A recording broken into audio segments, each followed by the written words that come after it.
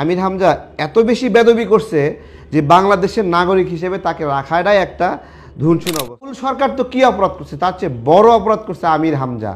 এবং দেখেন সে কত বিভিন্ন দেশের নায়ক নায়িকা এগুলো নিয়ে কি সুন্দর সুন্দর কমেন্ট করে, মনে হয় তার বক্তব্য দিচ্ছে আর মাইক দিয়ে রস গইলা গইলা।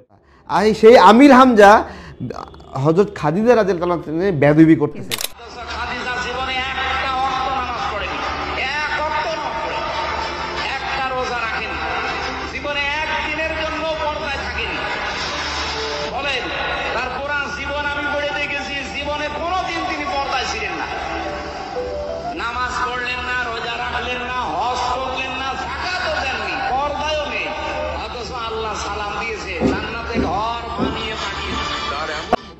চিন্তা করতে পারেন কতটা বেদব জামাতে ইসলামের এই নেতা আমির হামজা। চিন্তা করতে পারেন কতটা উদ্ধত আচরণ। আমরা জামাতে ইসলাম কতটা ন্যায়ের পথে চলে, হকের পথে চলে। জামাতে ইসলাম তো সবসময় বলে, কি বলে, জামাতে ইসলাম বলে না যে তারা হকের পথে আছে, ন্যায়ের পথে আছে। আমি এখন এমন একটা ভিডিও দেখাবো, যেই ভিডিও দেখলে আপনারা বুঝতে পারবেন জামাতে ইসলাম আসলে কতটা হকের পথে আছে। চুরি করতেছে, সরকারি বিদ্যুৎ চুরি করতেছে।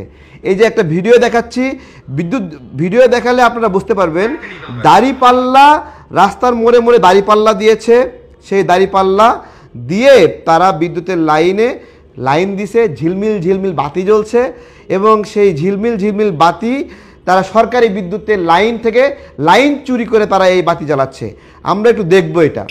দাঁড়িপাল্লা সাজিয়েছে আর বিদ্যুৎ চুরি করেছে তারা সরকারি লাইন থেকে, যা বাংলাদেশের আইন অনুযায়ী অবৈধ। এই যে তাদের লাল তারের বিদ্যুৎ কানেকশন একটা দেখেন, আর কালো তারের উপর একটা কালো তার, আর এই হচ্ছে তাদের দাঁড়িপাল্লার চুরিকৃত বিদ্যুৎ লাইন। এই হলো জামাতে ইসলামের সততা, যারা ক্ষমতায় দেওয়ার আগেই রাষ্ট্রের সম্পদ চুরি করছে, জনগণের সঙ্গে প্রতারণা করছে এবং তারা ন্যায় এবং হকের দাওয়াত দিচ্ছে। ন্যায় এবং হকের দাওয়াত দিচ্ছে কি ভয়ঙ্কর ভয়ঙ্কর দাওয়াতের জন্য 500 টাকা দিয়ে মহিলা ভাড়া করে জামাতে ইসলাম কোরআনের দাওয়াত দিচ্ছে এবং তারা শিখাই দিচ্ছে দাড়িপাল্লা মানে কোরআন, কোরআন মানে দাড়িপাল্লা, জান্নাত মানে দাড়িপাল্লা, জান্নাত মানে জামাত। আমরা এরকম একটা ভিডিও আমাদের হাতে এসেছে, আমরা সেটাও দেখবো। কোরআন এটা আমরা আমারে বুঝাইতেন, আপনি তো এটা না বুঝাইতে আপনি আইতেছেন কি লেগে? বলতে হতো একটু বেগড়িত হইছে।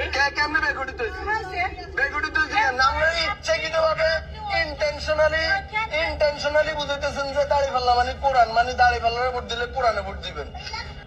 বুঝাইতেছেন দাড়িপাল্লা মানে এরা মহল্লায় মহল্লায় মহিলা ভাড়া করেছে, সেই মহিলাদেরকে দিয়ে 500 টাকা দিলেই কনভিন্স হয়ে যায়, গিয়ে তারা প্রচারণা করছে, বাইরের ভিতরে গিয়ে ইসলামের কথা বলছে, মহিলাদের ব্রেনওয়াশ করার তাদের টার্গেটটাই মহিলাদের দিয়ে আলাদা একটা সোশ্যাল নেটওয়ার্ক তৈরি করবে। আর জানেন আমাদের মায়েরা বোনেরা একটু সহজ সরল মনের, তাদেরকে কনভিন্স করা সহজ, এই জন্য ভাড়া করে 500 টাকা দিলে কোন পর্যায়ে নামতে পারে মানুষ চিন্তা করতে পারেন। বলতেছে দাড়িপাল্লা মানে কোরআন, দাড়িপাল্লা মানে ন্যায় বিচার, ওদের জামাতের দাড়িপাল্লা মানে নাকি কোরআন। চিন্তা করতে পারেন, এই হলো এদের অবস্থা। তো আমরা দেখছিলাম অনেকগুলো বিষয় নিয়ে আলোচনা করছি আজকে সর্বশেষ যে আলোচনা করব আমির হামজা। চলেন আমরা আমির হামজা বিষয়ে। আমির হামজা নিয়ে আমাদের বলার কিছু নাই। আমির হামজা এত বেশি বেদবি করছে যে বাংলাদেশের নাগরিক হিসেবে তাকে রাখাটাই একটা ধুনছুন অবস্থা। আরে বাউল সরকার তো কী অপরাধ করছে, তার চেয়ে বড় অপরাধ করছে আমির হামজা। এবং দেখেন সে কত বিভিন্ন দেশের নায়ক নায়িকা এগুলো নিয়ে কি সুন্দর সুন্দর কমেন্ট করে, মনে হয় তার বক্তব্য দিচ্ছে আর মাইক দিয়ে রস গইলা গইলা পড়তেছে, এইরকম একটা অবস্থা। আর সেই আমির হামজা হযরত খাদিজা রাদিয়াল্লাহু আনহা বেদবি করতেছে। চিন্তা করতে পারেন, আমরা শুনি একটু।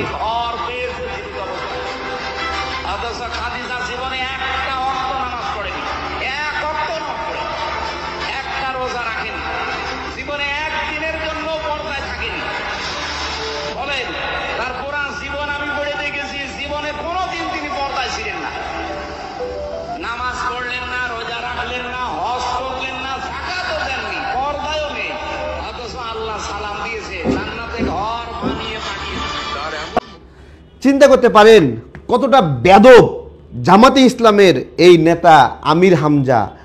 চিন্তা করতে পারেন কতটা উদ্ধত আচরণ। খাদিজা রাদিয়াল্লাহু তাআলা আনহুকে নিয়ে এইরকম বেয়াদবি করা তোদের কোনো প্রয়োজন আছে? আরে কুয়ার ব্যাংক, তুই তার মাহাত্ম্য, তার মর্যাদা, তার বরকত তুই বুঝোস? সে নামাজ পড়েনি এক ওয়াক্ত, সে হলো দান করেনি, সে পর্দা করেনি। এইরকম বেদবি বাংলাদেশের মাটিতে কোনো রাজনৈতিক দলের নেতা করেনি, বা ভিন্ন ধর্মের লোককেও এই ধরনের বেদবি কখনো করেনি। অথচ বহাল তবিয়াতে আছে, সারা দিন ইসলামের কথা নিয়ে প্রচার করছে, দিনের কথা প্রচার করছে, যে জামাত মানে হলো বেহেশত, জামাত মানে নরক।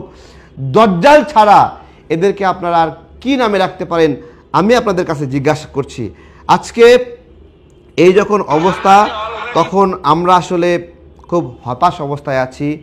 রাজনীতি যে কী অবস্থা তা বলার মতো না।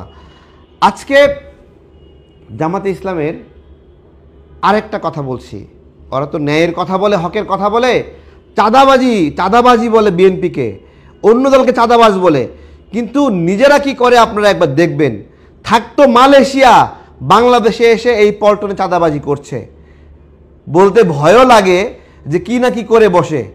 এর আগে ইসলামী ব্যাংকের একজনের তো ঠ্যাং কাটার হুমকি দিয়েছে, আপনারা দেখলেন, তো বলতেও ভয় লাগে। সেই পল্টনের চাঁদাবাজি বিষয়ে আমরা একটু দেখব, চলেন। কথা বলবেন এখন 20 লাখ টাকা চেক দিবেন, 20 লাখ পরে চেক দিবেন আমাদেরকে। আমরা তো 2 লাখ চাইছিলেন না, দিতে হবে না, আপনি চেক দিবেন 4টা আমাদের 5 লাখ করে। পল্টনে শিবির নেতা সানাউল্লাহর চাঁদাবাজির কথা দেখলেন, ছিল মালয়েশিয়ায়, গণ অভ্যুত্থানে কোনো ভূমিকা, কোনো অবদান নাই, কিন্তু মাঠে ময়দানে চাঁদাবাজি করছে।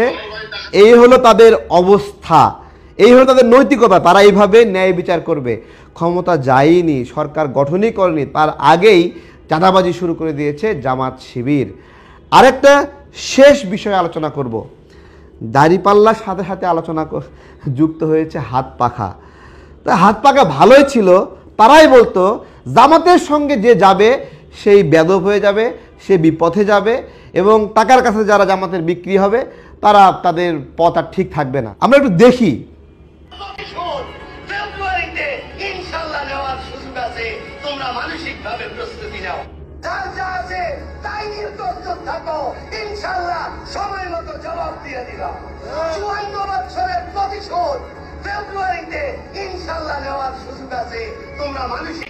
জামাতের সঙ্গে যাওয়ার পরে হাত পাখারও মাথা ঘুরে গেছে। এখন ওই একই সুরে মুক্তিযুদ্ধের বিরুদ্ধে, স্বাধীনতার বিরুদ্ধে 54 বছরের প্রতিশোধ নিতে চায় হাত পাখা। আমি বুঝলাম না, 54 বছর আগে হাত পাখা ছিল নি? হ্যাঁ, আমি জানি না তারা এখনো বহিষ্কার করছে না কি একটা করছে অবস্থা। এই হলো জামাত সহ তাদের জোট সঙ্গীদের অবস্থা। তাদের মূল আক্রোশের জায়গা হলো মুক্তিযুদ্ধ, স্বাধীনতা এবং দেশের সার্বভৌমত্ব।